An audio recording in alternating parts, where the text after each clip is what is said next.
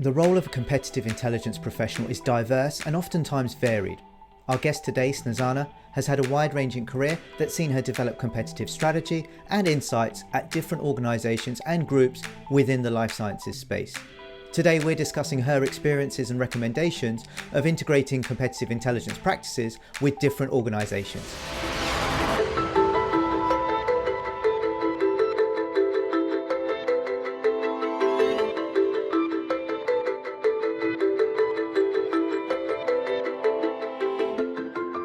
So, Snjezna, thank you for joining us today and discussing your experience in CI. I hope you're going to have a good time. Thank you for having me. I'm really looking forward to this opportunity, and yeah, I'm hoping for a good time as well. Yeah, brilliant. So obviously, I think the first things first, it would be nice to hear a little bit about your background and how you came into CI and maybe, high level, some of the roles that you've taken within competitive intelligence. Is it fair to say that you didn't go to a CI school or know that you were going to be going straight into CI when you went into academia? Yes, exactly. I started my higher education thinking that I'm going to be a translator. But the life, as it happens, led me to the way of competitive intelligence by chance and by luck, due to my knowledge of English language. And I eventually ended up starting as a competitive intelligence research analyst. Moved a ladder a little bit, became a team leader within our team, and then decided to kind of move out of the agency side and try to kind of get a bit more consulting experience, and then eventually ended up in a big company. So now this year marks 9 years since I've been doing competitive intelligence in the pharma market. And loving it since you began, right?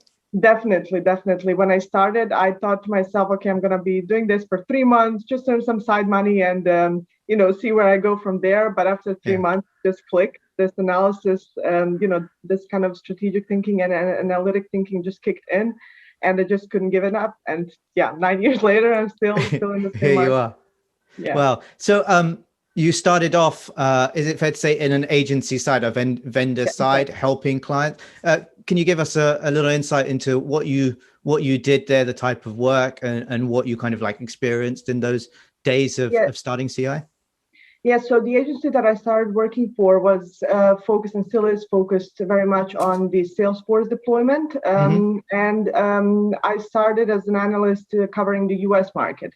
Right. And those first 6.5 years, I was predominantly focused on the US market, understanding the whole sales structures of the big pharma companies, understanding their business units, their products and priority of the products, and everything to those tiny little details of what sales reps actually do on the market. Yeah. And through those years, I covered from the smallest companies that have maybe 5 sales reps to large corporations such as Pfizer's and all of those kinds of companies. So I think that in those in the agency, I was at one point covering 62 or even more big pharmas that were operating in the US market. So it was a very kind of clean overview of what the pharma market is actually when it comes to markets as well as diseases, because you had to cover everything and understand everything in order for you to kind of do the analysis and proper reporting.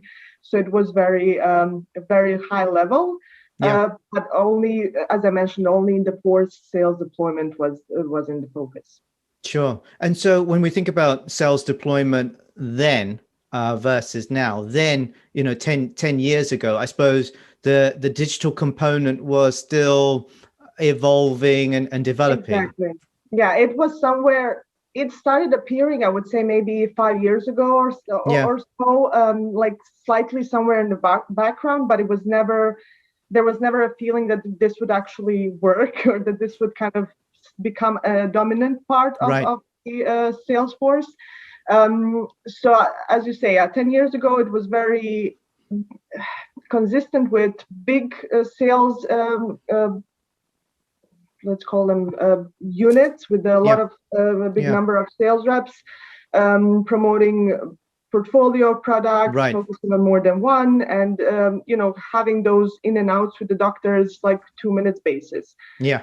These days, as you mentioned, it's moving more toward the digital, and I'm really excited to see how this actually works, especially when you have the launch brands that have to launch their brands with the brand new sales reps in the markets that they maybe weren't there before, and communicating with the doctors only dominantly with the digital tools, which I think it may be a struggle just because the market itself wasn't so prepared for it, or was kind of hoping that it doesn't go Right. Right. And so when you're thinking about Salesforce's deployment, was it a very qualitative space? Was it numbers, or were there kind of qualitative aspects to the work that you did then?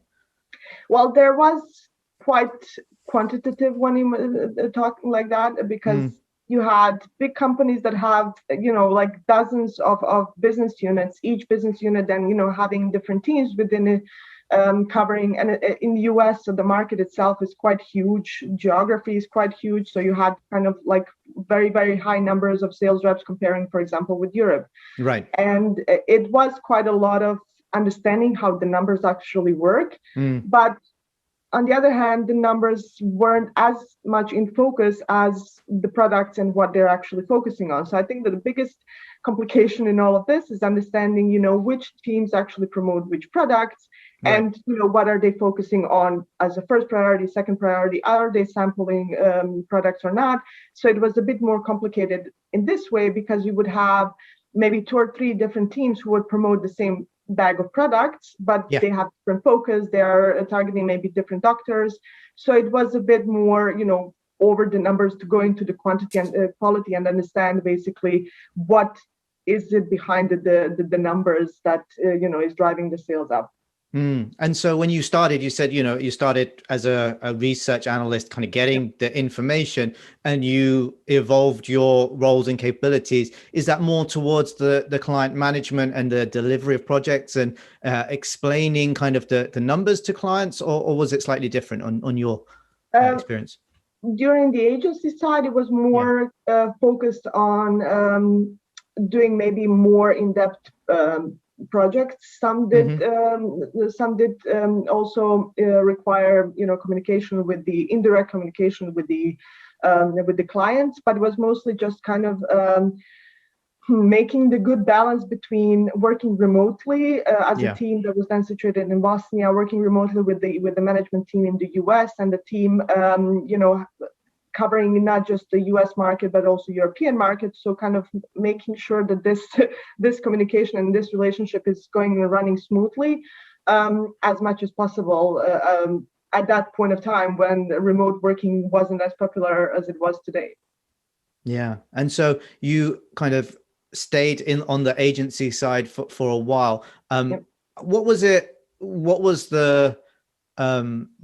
point at which you started exploring kind of working on the client side? Had you worked with clients very directly beforehand, or was it about gaining a little bit more experience, or changing your work environment? Let's talk us through that thought process. And well, when you sit at home for 6.5 years, and you're answering emails and talking with your contacts in pharma on the phone, 8 hours per day, at one point it gets a little bit too much, and you're like eager to get out and see what else is out there. So I think it wasn't the work and the workload; it was more kind of this personal side of me that needed a bit more face-to-face interaction with people. I mean, other than that, the job that I did I was really happy with it, and I was really kind of motivated, just because the market as it is so changing from day to day, that there was always something new to learn. So it wasn't boring, or it wasn't getting to the part that I would say, okay, I'm done with this, I want to try something else. But on the other hand, as you go on and you work so long with different companies, you're understanding more and more market, you want to have maybe a little bit more direct impact, or maybe different impact than you do as an analyst. So my first goal was to get into consulting, but I have to say, then at the point of time and personal kind of part where I was when I started working with the consulting agency, it didn't just fit. It wasn't a right place and right time, as they would say. And then the opportunity with Bayer popped up, and it was basically a dream come true, because when you work for so many companies for so many years, it's really kind of interesting to understand what is happening behind the other, on the other side, behind the closed doors of big pharma. So when this opportunity popped up, I was really jumping on it, just to kind of get an insight into a different way of working, and what is happening behind the door. And I was mind blown, I have to say. It was so much different than everything that I imagined that actually happens in the big pharma, or in a pharma company.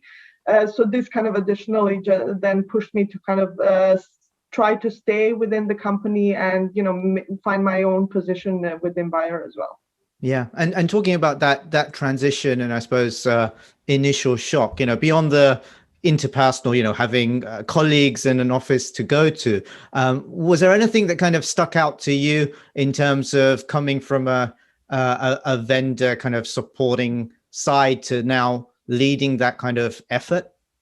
It was so many things, I have to say, because it was focusing on Salesforce for so many years. Right. This is kind of like what you think about in the company. It's business unit, it's sales reps, the products that they promote, and you have like a path that it goes. The product gets approved, it gets launched, the product's being promoted. Once it reaches the end of its life cycle, it's not promoted anymore. Everything, the reconstruction or whatever happens within the company, and this is kind of basically when your job is done.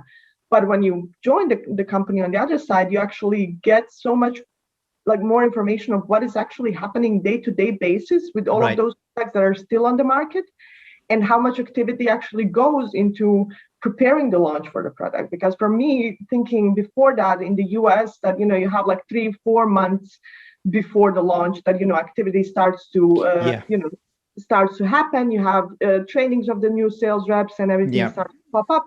But then you see here, that it goes way beyond those 3 to 4 months. So just the understanding of this, how the day-to-day operations in a big pharma, work, and what happens behind the curtain. It's just, you realize that sales force and those information that you used to collect is just like tiny little piece that at some point doesn't even, make a difference. So this was very kind of mind-blowing for me, just because, as I mentioned, so many years before that working on the agency side. But it also kind of made me understand much better of all of the information in the past that I wasn't, maybe secure enough whether this makes sense or not. All of a sudden, okay, this is what caused me to think, that information might not be correct or whatnot. This now makes sense, because now I see what is happening behind all of those sales structures.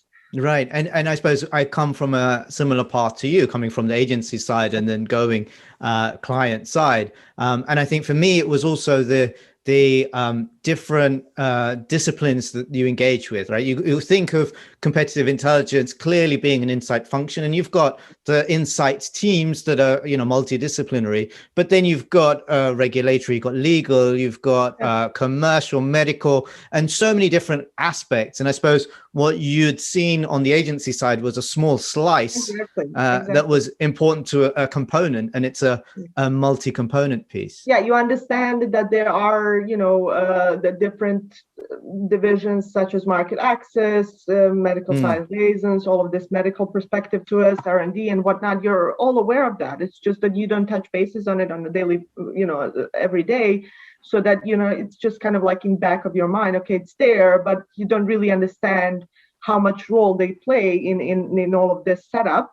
And then, as mentioned, when you start working within the company and you see that commercial operations is just one tiny piece, and then you have all the other business partners that you work with, it's quite a big puzzle to put together if you're not, touching bases with it every day.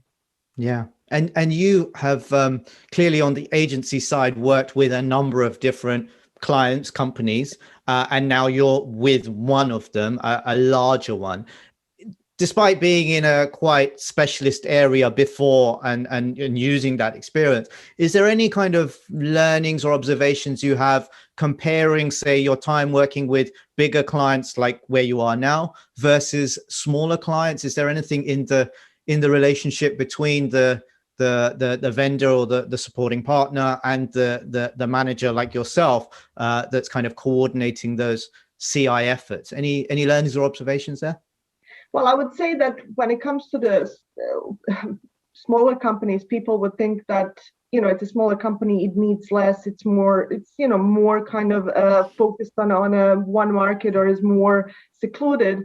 But I think in reality, from my perspective, there is no much difference between the bigger and the smaller. It might be only the budgets that they are, that they have right. for the CI activities. But other than that, I think it's when it comes to the whole overview of what the CI needs are for both of the companies, I don't think there is much difference. And it might even be that smaller companies could actually, need more CI than the bigger ones, just because, you have smaller teams, you have less opportunity to find information within your own, right. Within your own company, within your own team, and you have to then kind of look outside and deal with the vendors to provide you the information that in bigger companies, maybe some colleague from market access got information from someone, you understand what I mean? So it's kind of, it might be that this is the difference, but it's, I personally always thought, maybe smaller companies are, a bit easier to deal with. Just from an agency side, from my perspective, working on the agency side, it's just because you have less products, usually less sales force, so it's much easier to understand what is actually happening within the company. But from that perspective, you also have less people that you can actually contact and talk to, as opposed to the bigger companies where people are less, maybe less wary of talking with strangers. So it's a bit easier to get more information on the bigger companies. And so sitting in your seat right now and thinking back to your, I suppose, slightly previous role in supporting a franchise team with competitive intelligence effort, how has the CI efforts been in terms of sharing insights that aren't coming from purely CI activities? You clearly would have had some agency support, external support doing competitive intelligence, but like you said, you're in a big organization. Have people been aware of what is competitive, what information might be valuable, and how have you managed to integrate that into your working practices then? Yeah, I think from my perspective of the previous position as a CI lead, it was a bit challenging because you would have a big team, a cross-functional team that you work with, and some of them would not be 100% aware of what you actually do, and what information that you provide is used for, because usually in those perspectives you have one key contact, one key business partner that is always aware and is coming with questions, and you're working with them on the day-to-day basis. But when it comes to the outside, it's always a bit more, getting your voice out within the team for them to understand what you actually do and why this information is important.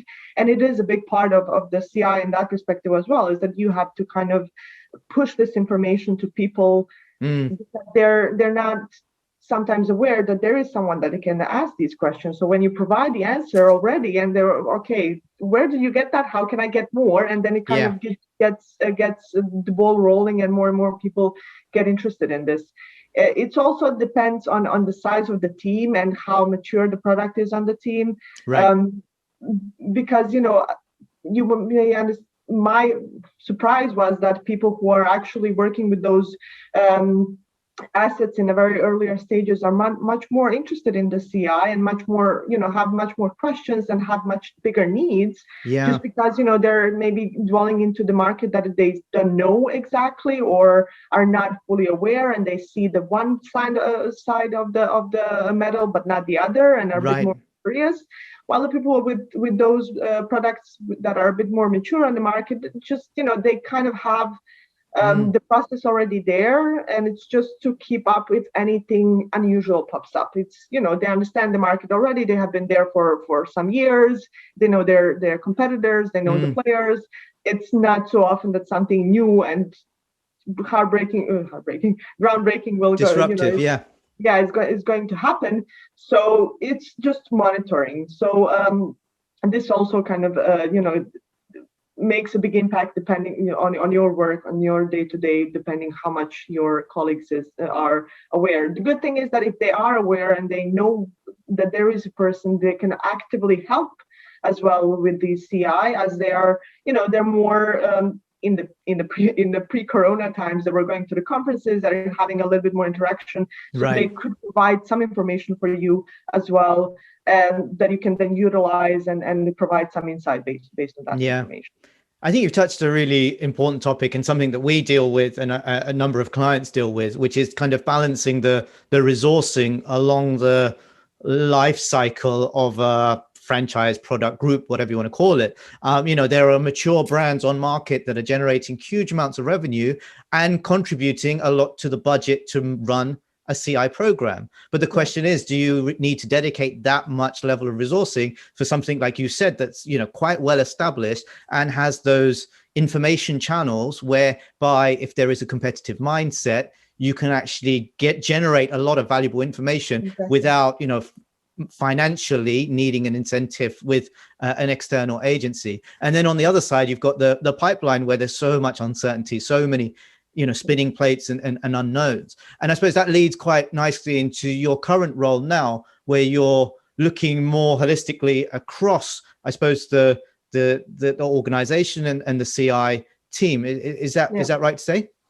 Yeah, exactly. Because my current role is more on the operational side within the customer and business insight team. So it has kind of a more overview of both market research and primary and secondary market research and the CI. So it's a bit more interesting from the side that you see then how much teams actually need and what kind of support they need. A little bit less on a daily basis dealing with the CI, which I miss, I have to say. But then again, it's also good to stay in touch with the CI, because I have my colleagues that I work with, that we have touch bases on our touch points at the regular basis, and understanding what their needs are and what the the problems might be with their markets or with their products, and how much effort they need to put in, and what kind of questions they receive. Also keeping up with everything that is changing within the CI, with these conferences, and understanding what are the new tools, who are the new agencies and new players on a certain markets or certain therapeutic areas. So it is kind of, like holistic view of where the CI is basically going. Yeah. And so high level, if you think about, 10 years ago when you entered into the CI world, compared to where you are now, especially with the breadth of seeing across the organization, where do you think CI is going? Obviously, taking into account that there has been a change in working practices over the last year or so. Well, it does seem to me that this technologies that are developing on a very, very rapid rate are impacting the CI I would say in a very positive way, because today, as opposed to 10 years ago, you have so much more artificial intelligence supported search functions and databases that you can then easily search what you actually need, as opposed to 10 years ago, where you had to spend like hours and hours doing the secondary research in order for you to understand where the company stands. Today feels like it's like 2 clicks and everything is there available for you, which isn't a bad thing. What my kind of fear would be that this kind of more data-oriented CI is going to cause even more confusion between what data scientist is or business intelligence analyst is versus what the competitive intelligence actually does. Because at the end of the day, it's not just the numbers, it's what you do with the numbers. And I hope that with all of these changes, that especially in this period of time with COVID, is that all of the changes are a little bit hard to understand and see where they're actually going, and that this will maybe provide an opportunity for CI to kind of shine in a better light, provide a bit more understanding of the market for the business partners, and does kind of cause that the competitive intelligence gets a bit more recognition within the companies versus the the position that it is now in. Yeah, no, very, very interesting. I think, on a concluding or end point thought, I ask everyone that comes on here, if you're giving advice to someone that's considering or looking to enter the competitive intelligence space, obviously with a pharma life sciences background. What advice would you give them as they start their journey in competitive intelligence? Be vigilant, be curious, and don't let lack of information discourage you, because this market is very, very fun to work in because it's changing on a daily basis. So as long as you're curious, you're gonna get to the bottom of all of the things that you need to understand. That's brilliant. Thank you so much, Snjezna. Thank you for your time today. It's been really insightful, and hopefully we can have you back in the future and discuss some other topics in the months and years ahead.